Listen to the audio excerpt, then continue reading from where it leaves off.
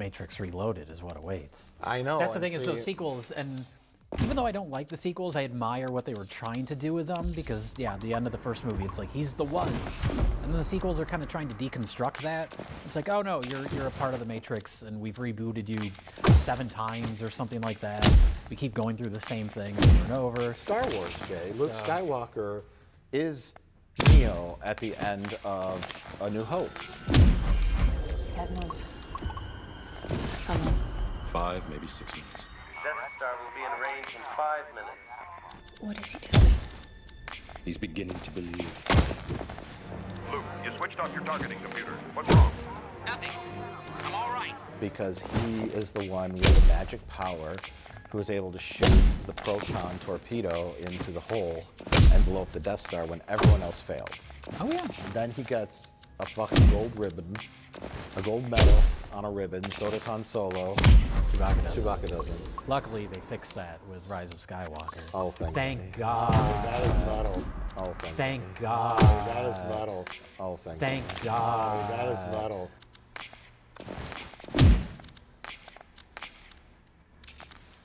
Were they playing with us all along?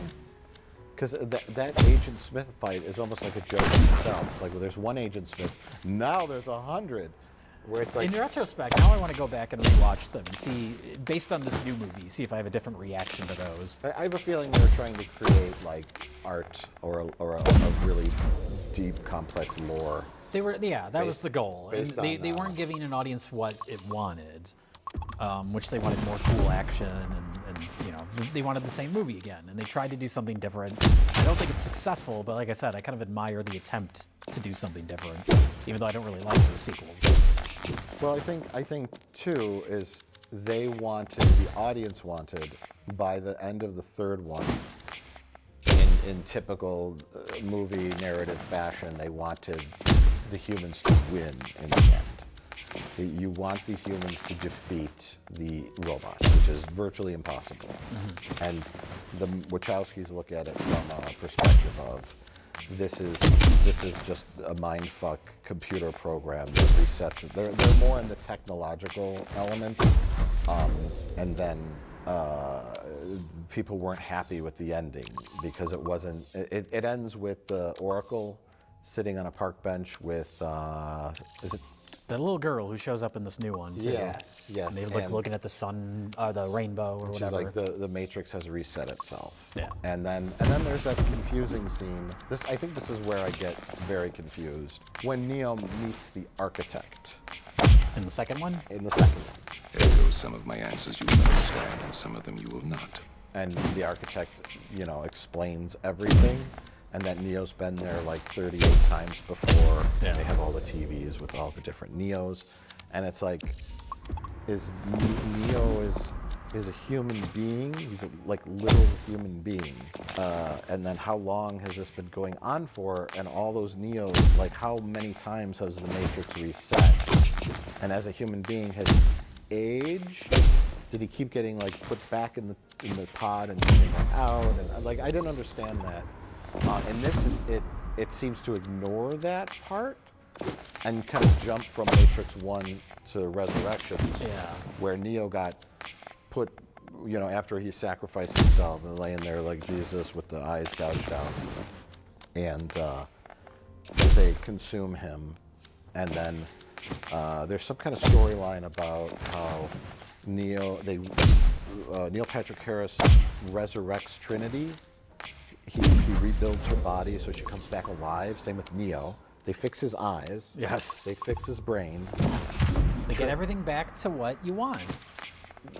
They come back alive. That's the thing. It's like the literal story. I don't know what the fuck is going on in the explanation of that stuff, but it always doesn't matter. Well, he says that these Neo and Trinity are kind of like the errant programs that mess with the balance of the Matrix.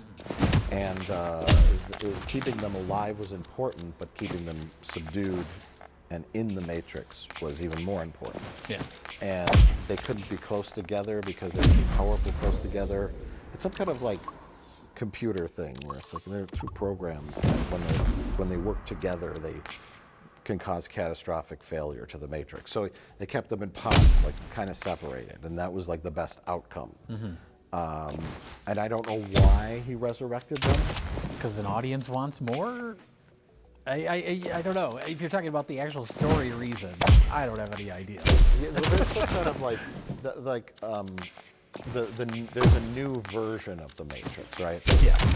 And which is kind of like there's a great little speech at the end by Neil Patrick Harris where he's very clearly talking about what audiences want. And talk about that last scene when they confront him. Yes. That's what ties the whole movie up in a little bow. Yeah, he's like, audiences want something familiar and comfortable that doesn't challenge them too much. He says a bunch of stuff like that. And in regards to the Matrix specifically, they don't want this sentimental crap.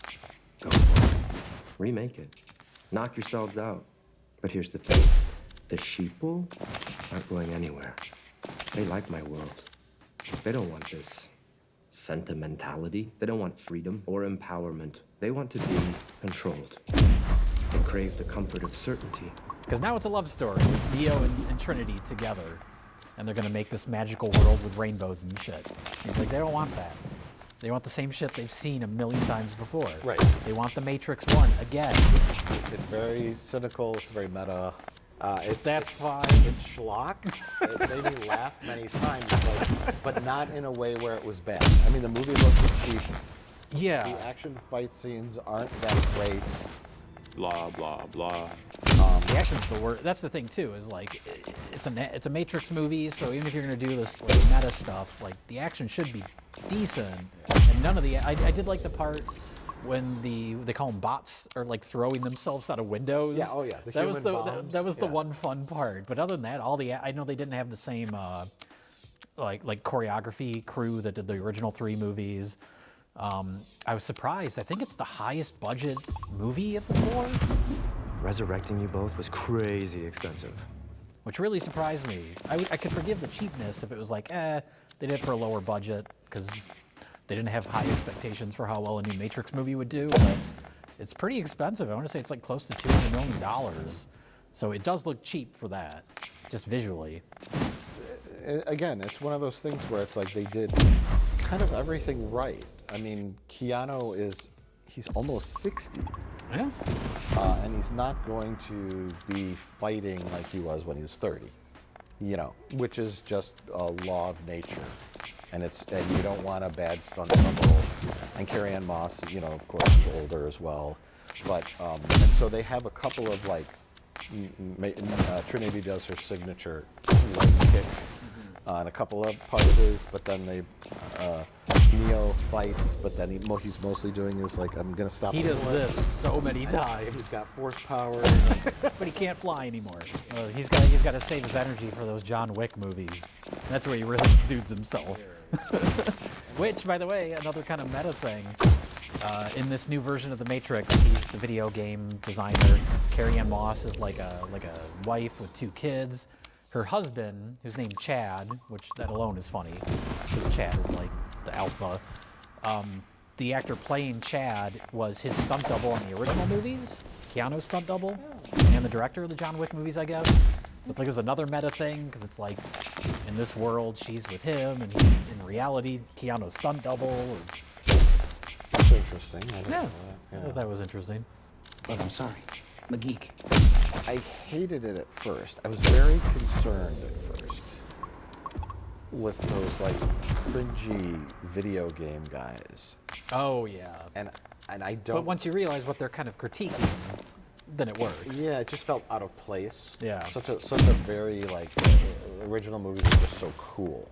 Everyone was cool, and every line of dialogue was just so simple and pointed, and then this, it's like you have those goofy, wacky characters, but it's like they are the personification of perhaps Lana Wachowski's hatred of studio executives, maybe.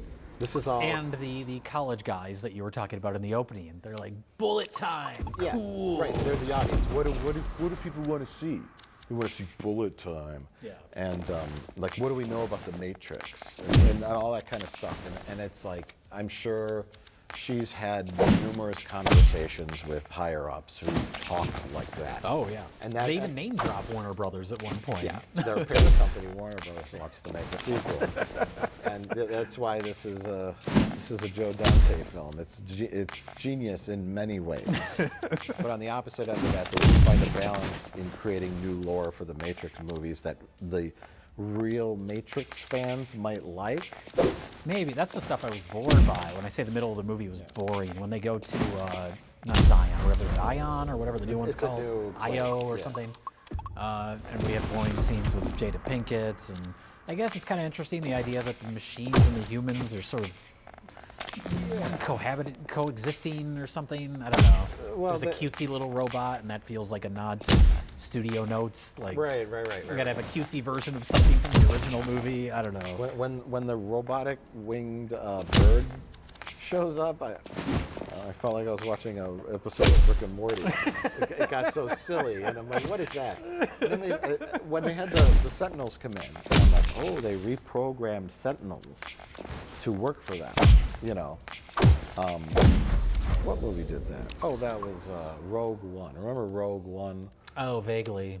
They take like a Death Star droid, played by is that the Alan Tudyk character? Alan Tudyk, and they reprogram to work for them. Yeah, and so it's like that's kind of typical. But I think they said like the squids, the Sentinels had like a change of heart or something. Like they wanted to help the humans, which didn't make any sense. I was confused by that, but whatever. But they have some robots that help them steal Neo out of the poop pod, and they take him away. And well, that's the weird thing, is the whole plot of the movie. Like I said, we have to rescue Trinity. It's like a heist or something. There's even the scene where they're all in a circle talking about their plan. It just feels so like simplistic for what you would think a Matrix sequel would be, because the other ones are so kind of heady and have these big ideas. I'm talking on a literal level. She is explaining the plan, or the grown-up Indian girl is, who's a program. Yeah. They go inside the Matrix, and they talk to the girl, the little Indian girl from the subway who's grown up, and her parents were purged, and the dad gave her all the knowledge. This is probably pointless, but the plan is to get Trinity and then perform some kind of operation where the girl with the blue hair could jump in Trinity's body temporarily to kind of take her Matrixy place so that they could pull the real Trinity out and save her in real life. I don't know. I did read real quick. I read one very brief thing. Okay. And I don't know if it's real, but it was a little like paragraph by Lana Wachowski. So reading Lana Wachowski's reason for making The Matrix and tearing up all over again. I don't know. This is a quote. It's just on text. And I'm assuming it's real. If it's not, let us know. Email us at idon'tgivetwofucks at matrix.fart. At matrix.fart. Clownpenis.fart. Lana Wachowski said, my dad died. Then this friend died. Then my mom died. I didn't really know how to process that kind of grief. I hadn't experienced it that closely. You know, their lives are going to end, and yet it was still really hard. My brain has always reached into my imagination, and one night I was crying and couldn't sleep. My brain exploded this whole story, and I couldn't have my mom and dad, yet suddenly I had Neo and Trinity, arguably the two most important characters in my life. It was immediately comforting to have these two characters alive again, and it's super simple. You can look at it and say, okay, these two people die, and okay, bring these two people back to life. And doesn't that feel good? Yeah, it did. It's simple, and this is what art does, and that's what stories do. They comfort us. Okay, well that makes the whole movie make a lot more sense. Yeah, you know, we always go, we don't really delve too far into I was curious on how this got made. I said, did studios poke Lana and go, we need another film, you're going to direct it, or else we own the property technically. We're gonna get Colin Trevorrow, or we're gonna get Brett Ratner, and he's gonna make. I think he's been Me Too'd, so he's out of the equation now. Okay. Well, we're gonna get We're going to get Brian. Okay, that's better. And he's going to make a Matrix with a bunch of little boys in it. And they're all going to be the agents. The age of the agents have gone down to 17. They're more agile. It's like they're more agile at fighting. That makes sense. That's younger. the most logical reason to have your movie filled with 17-year-old boys. Yeah. They're younger, they're sexier, and they're more agile at fighting Neo. Because they can duck. They're a little shorter maybe than the regular agents. Yeah. And Bryan Singer's going to direct. Or how about we get Bill Cosby to direct? He's out of prison temporarily. He can direct the new Matrix film. Sure. Or James Franco. Or Louis C.K. You know, you could have a whole scene where he in front of Trinity. You know, and do you want that in your film? In bullet time. In bullet time. Trinity's got Oh my God, I just got the mental image that will never leave my brain. yeah. And I hate that I just brought this into the world. Everyone, picture Trinity in bullet time dodging something that's not a bullet. Jay did that for you. I want to take the blue pill.